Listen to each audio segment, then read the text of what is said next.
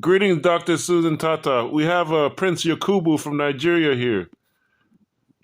Greetings to you. Greetings. It's been several years since we last talked about appearing on this channel, but I think we're ready now. Yeah. Okay. Yeah. Go ahead. Let me get the concept. Well, Prince Yakubu is he's from Borgu Empire, which is in northwest Nigeria, and basically they have an ancient empire that stretches into what's now 8 countries: Ivory Coast, Nigeria, Niger, Benin, Togo, Mali, Burkina Faso, and I think Ghana. That would make 8. And we've been talking about the Berlin Conference and how we need to unite. And now we're seeing Chad and Mali and Burkina Faso uniting, and the governments saying that we need to unite. So we're saying maybe we need to promote the kingdoms more and do business that way. So we've been doing a company together. We've been doing basketball, and we're starting to get a lot more support in the USA. But we wanted to start with introducing Borgu Empire to the world using Pan-African Daily TV, and just to discuss the things we're talking about. We've been talking about stock market, even websites and ID cards. So that's what we've been talking about. Yep. Okay, that's good. Mm-hmm. So what is the way forward? Do you want us to schedule an interview? Yes, if Prince Yakubu, if you could speak up about maybe appearing and then maybe having the other kings appear on Pan-African TV. Because I know we have even some that only speak French, but maybe Dr. Tata. Yeah, I think, can you please hear me, my lord? Yeah, we can hear you. Yes.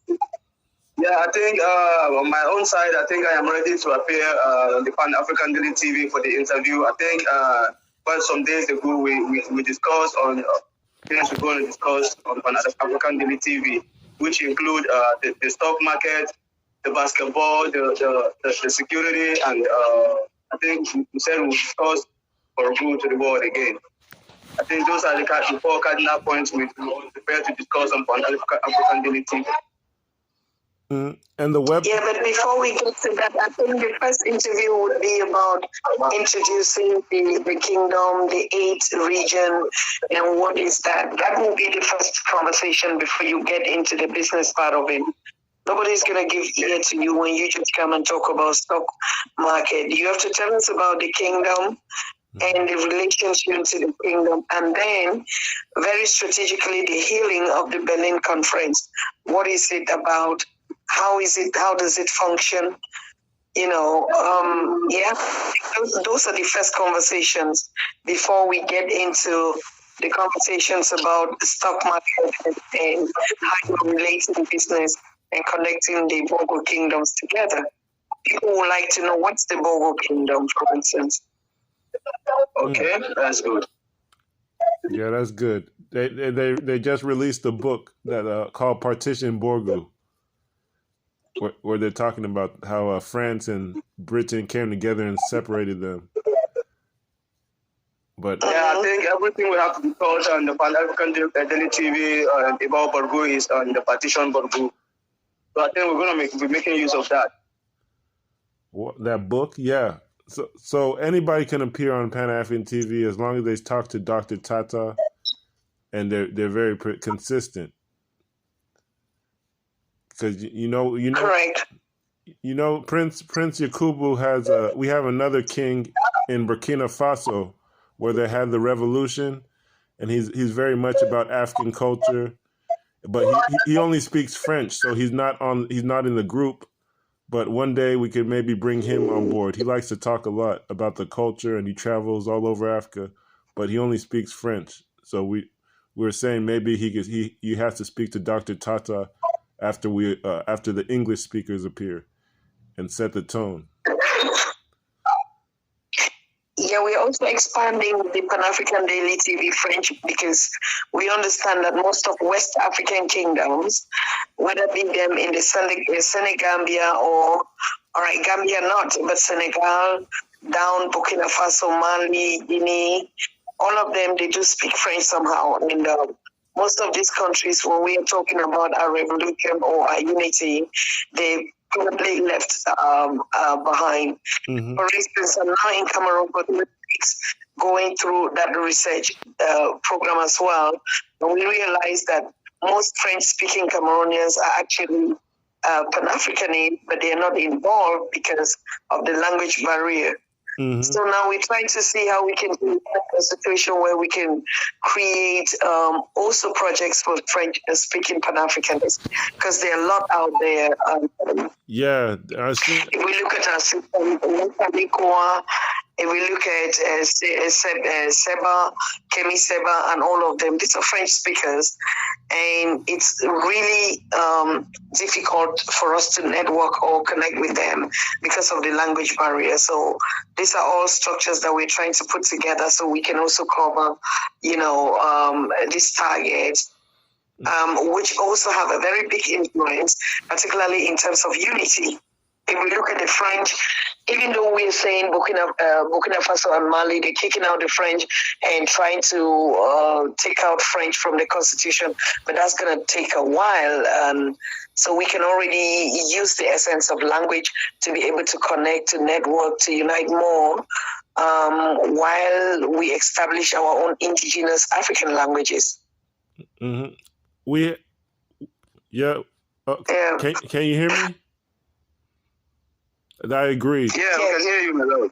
I agree, because what's going on right now, we invited some of the people from the revolution, the Senegal. They marched from Senegal to Burkina Faso and Mali and Guinea, and they meet with the leaders of the revolution, and they say they're just trying to promote it. But because of the French language barrier, a lot of people don't know that this is Pan-Africanists leading the movement. They're sharing literature from Cheikh Anta Diop and Kemet, and they're using it to inspire their new government, but nobody even knows about it. Right. But if you come to think about the fact that Cheikh Anta Diop came from Senegal, and that is just the most Pan-Africans that are scholars and experts from the African American or from the Africans in the diaspora. They know a lot about his work, his literature, his fight, than even the French-speaking Africans on the continent. This is so appalling that we are establishing most of, even what we are discussing in the diaspora about Kwame Nkrumah and all these Pan-African voices. Nothing is being said about them, heard about them, known about them on the continent itself. And so I was so shocked about the research that I'm doing in Cameroon that nobody, absolutely, when you talk about that, they just kind of even connect with Nelson Mandela than even the today's Pan-Africanists and freedom fighters like Malema. So we have a lot of work to do on the continent itself. And that's why Pan-African Daily, we're bringing it right to the continent now to start creating the different groups in the different movements. To start connecting more. In the diaspora, we are known, we do our work, all of us, we're expert in the field, but on the continent, which we're trying to rescue, there's just very little or nothing being done here in terms of the media coverage. So yes, I think we really have work to do on the continent, honestly. Mm-hmm. And so people like Chief Yakubu and the others in their different constituencies and the communities could actually, join us. For instance, like, even if I have him on the Pan-African Daily, we have to be able to understand that the people on the continent are actually connected to the source of media and the information that we're sharing. But little is known about this. So focus on other mainstream media, on political issues and stuff like that. And the African rising, the wake up, the spirit of it is very, very less here. Mm-hmm. So Pan-African Daily is going to be more present on the continent, in the communities, try to actually spread out this fire that we have in the diaspora. Prince Yakubu, I agree because Yeah, I agree too, my lord. Nigeria can help because Borgu is grassroots in 8 countries. Bornu, the same thing. Even Chad, Bornu's there. So we can spread to East Africa too if you just stay grassroots. The Bantu, Biafra, Cameroon is right there. And we could try to get Gabon, the government there, and maybe they'll spread to East Africa too. I saw some chiefs. We were talking to Dr. Tata. They went to Jamaica, and I don't know if you saw it. They had a ceremony to crown a chief and a paramount chief of Jamaica. So Yeah. Oh, when was that? that was last month. Kingdoms of the South. Cameroon. There's basically the different kingdoms forms came together with the Maroons in Jamaica, the Runaways, and CARICOM. Okay. I know one guy, but there was a division. There was a split between the people in the university and the Maroons who ran away and have their own deal with to be independent. So Jamaica's kind of split into 2 black communities, and the kings went down there and did ceremonies for both of them. But the paramount chief, Wonderful. yeah, I have some of their contacts, and they don't work with us directly, but they're still trying to establish that indigenous civilization in Jamaica and take it back from all these other races that don't respect them. But they're there. You see, these are the kind of stories that we need to push forward. These are the narratives. That's the spirit that we need to push forward. And it's unfortunate because, like I said, of course, a lot is being done. Many groups were doing a lot in the background.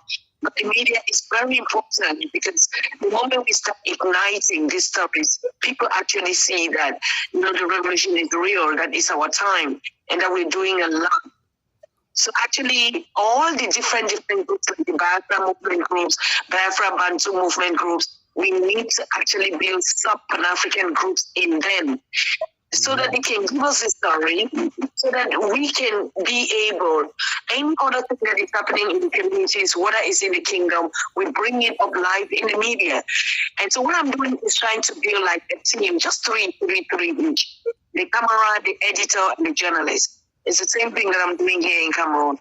So if they can give me in each kingdom, even when the level is spreading, 3 individuals passionate in it, they must not know journalism. I train them and we give them the tools. Because the more we start carrying up, particularly you, okay, you do so much, too much, and I follow up on all the things that you're doing. But then we need the media, we need this Pan-African Daily to push up these narratives in the local languages as well, not only even in the colonial languages.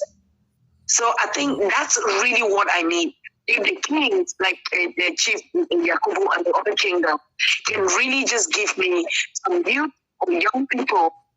Because what I do with them is they go to even in the villages, they interview the kings, to be able to to do a research on the real history. Because all the elders, they know something. Each one of them knows something, And so to rebrand the kingdoms, we have to start talking to the kings, to the queens, to the royals. Wow. And most of this information is going away, is dying away. We're not really connected to them to be able to collect a lot of data where we can save now for the future generations. So I think that will be very helpful if I get that kind of structure. Wow, I agree. Prince Yakubu, what do you think about this? What do you think about that media team? Remember we talked about it so long? Yes, my lord. I think as just caught my attention. I think what she requested is a very simple task of me to do.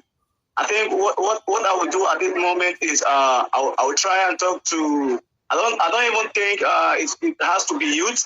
I think there are people in the Emirate Council that know more about Borgu. I think I have 2 of them. My lord, I think you know about the Ubanduma of Borgu. Yes. Yeah, he can actually help.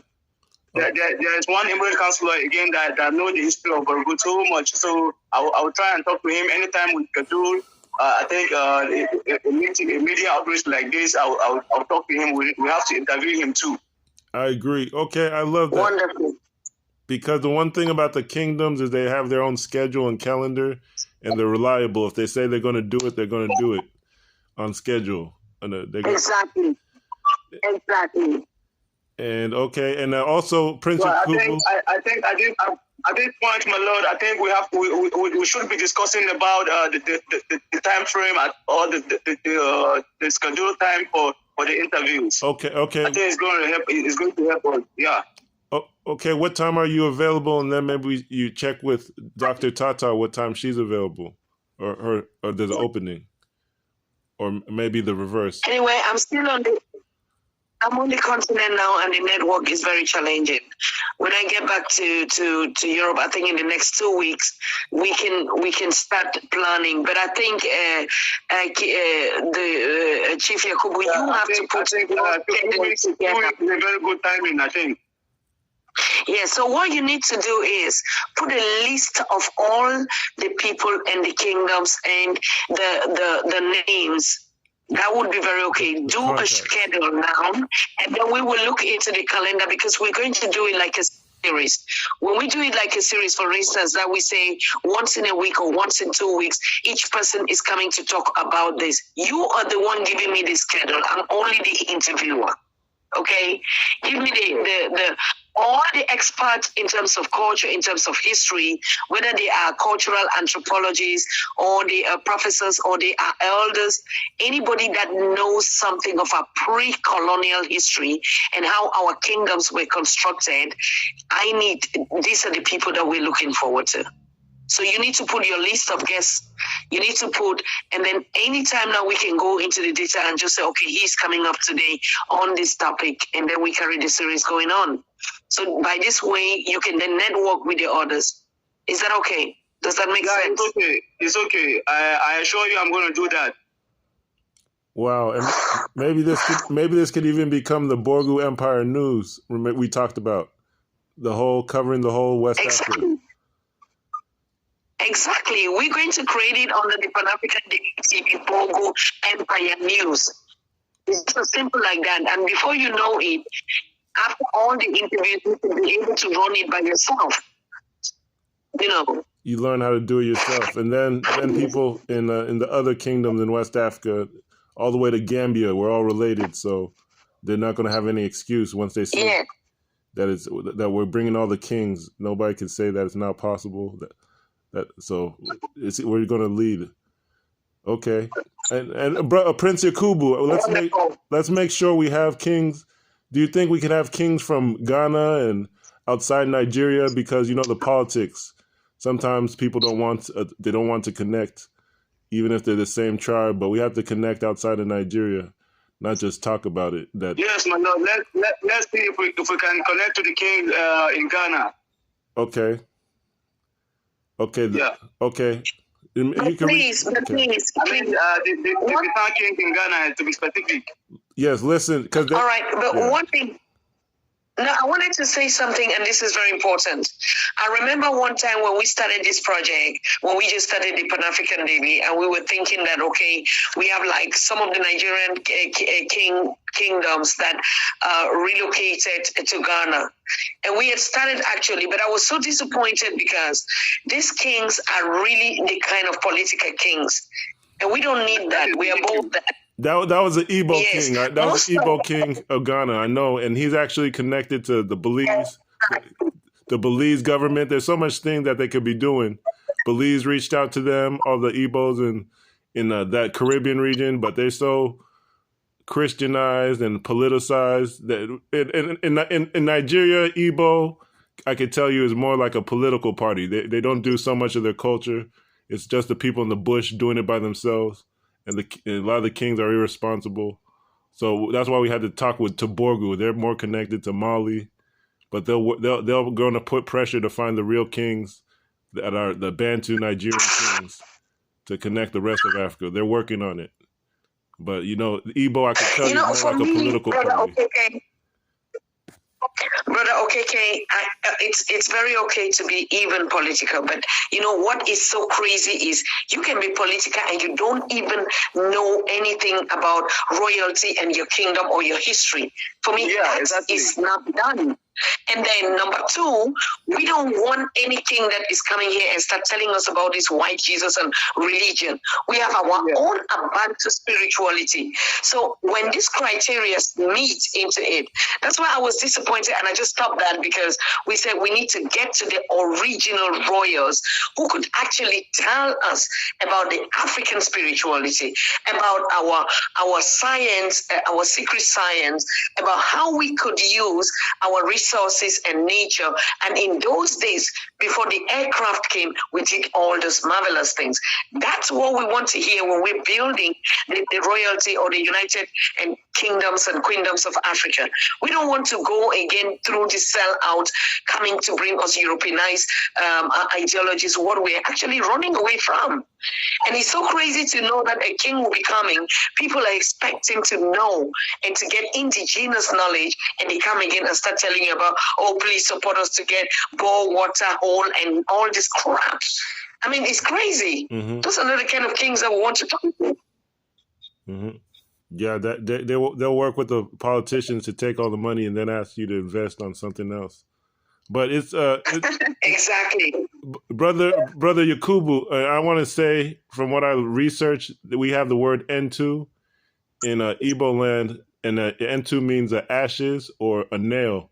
So you know when you put the nail on the wood or the cross, or the in Congo they call it Inkisi. You seal the contract with the doll, and it's like an ashes too. You do the ashes, the ritual for rites of passage for the children or the kings, where you put the powder on them, and you say that they have to kill their old ego and selfishness to serve the community. So that's you have to do the ashes or the nails. We're talking about rites of passage people. That's what we mean when Bantu is a group of people who do their rites of passage, their secret signs together to unite. And that's what we need, Prince Yakubu. I know we have mystics in Borgu that know the culture, and that's the kind of people we need to really unite West Africa, East Africa, and South Africa. And we could do it straight from Nigeria because we have all the tribes there. Yes, my lord. So that's just it. In 2 weeks, we can have a list. Yeah. And we just keep rolling forever. And we train, yeah. I believe we're going to achieve this. Yeah, I believe we'll achieve this. We must. Yeah, for me, it's not. For me, we have passed that time where we think that we could. We must do it. We don't have a choice. It's something like it has to be done, and as soon as possible. Like Brother OKK was saying, the world is not standing still. Everything is just rolling with time and rolling so fast. The Chinese are coming. The second scramble is coming. Oh, thank God. Thank our ancestors that, you know, even the African political leaders are waking up. Listen to what President Museveni is telling them all these days. Listen to what even William Ruto is talking to them all these days. So it's our time. This leadership, we cannot let them down again. This leadership, we cannot be them. We cannot be the kind of like Magafuli that is a one-man fighter and it's going to be gone down. So we have a lot to do. Yeah, definitely. Okay, we can go forward, and I got it. I'm in position now. They're trying to say that I should be the leader of the Bantu freedom fight in Florida. I know last time we tried to do it, like 2 people got arrested. Nnamdi Kanu was trying to connect with Haiti and the Cameroons, and he got arrested in Kenya with the Bantu people there. And then the guys who went to Nigeria from Haiti, they came back to USA and got arrested. So we had to be careful, but we could start with Borgu, trying to unite Africa. Yeah. I think the political front is critical. That's a fact. That's why our kingdoms are. I mean, culture. You can never go wrong. You can never go wrong with culture. That's why we have to take our hands off this confrontation in the kind of way Brother Namdi was trying to do. That's okay, but we have to learn from the mistakes, and so we do better. Because what we don't want to do is to get always our people shut down or locked up. And so they kill the revolution and the spirit. So that's why the royals are the freedom fighters in a very subtle way, in a very professional way. Teaching about the culture, about the history is already the freedom that we need. How to govern yourselves without the Western system. Exactly. That's just decolonizing the mindset and automatically replacing an alternative structure. There can be no better way to freedom like that. Because one thing that we need to learn, and we've been doing this in the background, is what was the shortcomings of the leaders that, we killed because of that. All right, most of them also had their political deals and contracts, which we don't know. We can never always put our mouth in that space because that is the kind of research that we say we need to know now. But before, we didn't know. We didn't know the contracts that they signed. We didn't know the stuff that they were doing in the front line. But now when we talk to the royals and try to empower the indigenous culture, automatically you are bringing down these political structures. And like I said, with culture, you can never go wrong. Because that's exactly where the power is, to liberate our people from the mindset of the Eurocentric thing. Today in Cameroon, we started a project on Afrocentric education on the curriculum in the African schools. That is the point. Culture. How do we present it? Because when we do such projects, the government already is putting it on the on their curriculum, but nothing is being done. Because even them doing the culture, they're still doing it in a Eurocentric format. But us in the diaspora that have been with them know the difference. That's why we need to bring a lot of skills, a lot of engagement in this kind of a teaching way. But when you see, because we go with culture, everything is cool and fine to go. Mm-hmm. And I don't know, maybe in culture, and in a lot of African languages, culture is related to the word ma'at from ancient Egypt. Culture is very real and a real power in Africa and a real structure. Exactly. I mean, but that's the origin. And remember, because what we're trying to make them, they are not yet even there. You can imagine the saddest thing, no matter how we want to put it, is that the minds on the continent are still really, really colonized in a way that you're trying to fight the white supremacists, but you're fighting against the black nationals that have no clue, So like, just like this period, everybody is just going ahead celebrating. They don't know our African calendar. This is the work of the kings. They don't know our own days to celebrate. That's why you see like this period, happy Easter. What were our forefathers celebrating? That's the kind of Afrocentric education and culture that we're bringing to the platform. Because automatically when they know it, they will just go back to their power, to the knowledge that they used to have that was hijacked from them. It's just as simple as that. And so that's why you see they can celebrate. For them, culture is just about wearing traditional clothes, doing things. But if you're still believing in the religious setup and all these holidays, you're still not there. But come to tell me if they even know, because who wrote those history? Who brought it even to these kings? That's why we need to go back to the royals and the one that actually know the history before the colonizers. That's what will help us a lot. That's what is helping. And one no matter whether we build the movement and all the structures, we have to start in our own movement. That's why we're talking about the knowledge of self, the knowledge of who we are. And the knowledge of who we are is the liberation and the energy that we need. So we don't celebrate all these funny kind of crazy days or whatever that they follow. We have our African calendar. Ethiopia celebrated. The kingdom of Embo celebrated. Even this new the king that is coming up now, explaining the matrix of that calendar. So we begin to understand our new year starts in September. Our new year doesn't start in January because the Gregorian calendar was stolen, just like every other thing that was stolen out of Kemet. Mm-hmm. Yeah, that's true.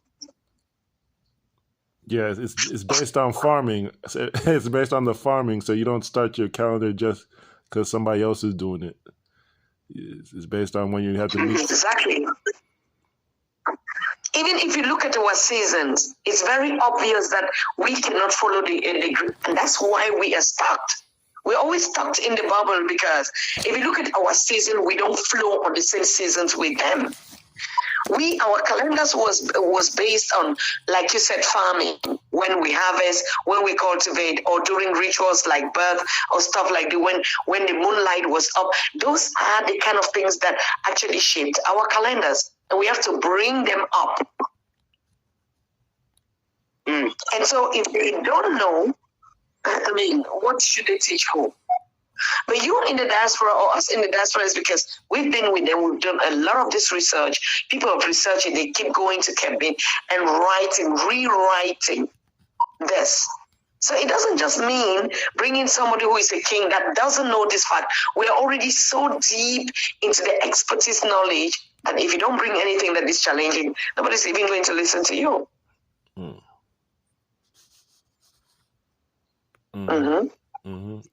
This is going to help. This Senegambia. That when I said Senegambia, it's actually a language group, including the Fulani that are all over Africa. Senegambia is a language group. It's not just Senegal and Gambia. It's all the way to Nigeria. We have Senegambians in Nigeria, like Prince Yakubu is one of the bigger Senegambian kingdoms. Senegambia, Mali, they're all connected. So this is going to be a big market that Prince Yakubu can activate for us as African people. Wonderful. And he's already started basketball teams. It's pretty incredible. but it's because they're not as popular as some of the Yoruba that are 50 million or Igbo 50 million, but they're spread out throughout West Africa, and maybe when we count it'll be that large, like 100 million. You don't know. Mauritania, Morocco. There's the Mande, Senegambia tribes. We're gonna get them all. Okay, that's good. Let's go. All right. Thank you for the call. Then Prince Yakubu, all you need to do is work on the list of people who can interview and appear on the show. Yeah. We'll just keep this forum open to keep the spirits. Maybe somebody else will chime in because there's other activists in West Africa and Senegambia. Maybe they didn't want to come on board. But Pan-African TV is a neutral platform. If they could come and share something, they're welcome. But I know by itself, Borgu can expand to all West Africa eventually. Yeah, sure. All right. Okay, cool. I'm waiting. All right, thank you. So we stay connected in one spirit. Peace and love. Peace and love. Peace.